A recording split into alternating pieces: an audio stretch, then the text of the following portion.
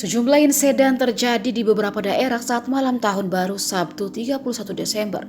Di Kabupaten Kaur, Bengkulu, Wakil Bupati Kaur Herlian Muhrim mengalami insiden ledakan petasan. Akibatnya jari Herlian mengalami luka bakar serius. Peristiwa terjadi ketika Herlian dan sejumlah pejabat pemerintah daerah Kabupaten Kaur merayakan pergantian tahun di sebuah lokasi sentra kuliner. Waktu itu Herlian membakar kembang api berukuran besar, namun kembang api itu tiba-tiba meledak di tangannya.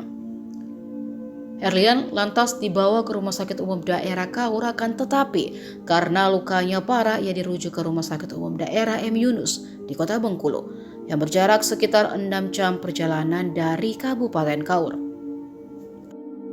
Insiden saat malam tahun baru juga terjadi di Kabupaten Pasuruan, Jawa Timur. 5 orang yang merupakan anggota keluarga tewas tertabrak kereta api Tawang Alun. Kecelakaan maut itu terjadi di perlintasan kereta api tanpa palang pintu di Desa Rejoso Lor, Kecamatan Rejoso, Kabupaten Pasuruan. Korban tewas dalam kejadian ini adalah sepasang suami istri beserta 3 anaknya. Menurut Kepala Seksi Hubungan Masyarakat Kepolisian Resor Pasuruan Kota, Ibtu Merdania Pravita Santi, waktu itu kelima korban hendak mengunjungi rumah saudaranya untuk melaksanakan yasinan.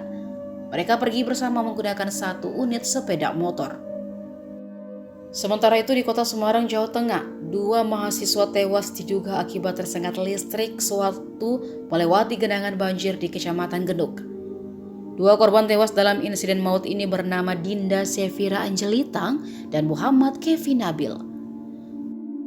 Kapolsek Genuk Kota Semarang AKP Riz Andrian menuturkan sekitar pukul 8 malam korban sempat izin kepada ibu kos untuk pergi ke rumah temannya. Mereka mengaku ingin merayakan tahun baru.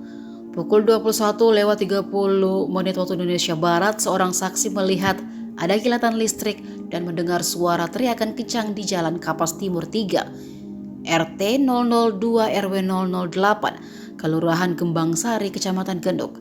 Saksi kemudian keluar rumah untuk mencari tahu apa yang terjadi. Setiba di tempat kejadian, saksi melihat ada 2 orang yang terjatuh dan terendam di dalam air.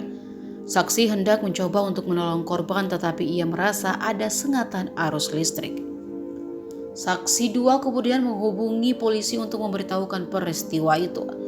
Sekitar pukul 23:00 waktu Indonesia Barat, tim Inafis dari Polrestabes Semarang datang ke lokasi dan selanjutnya dilakukan pemeriksaan terhadap korban.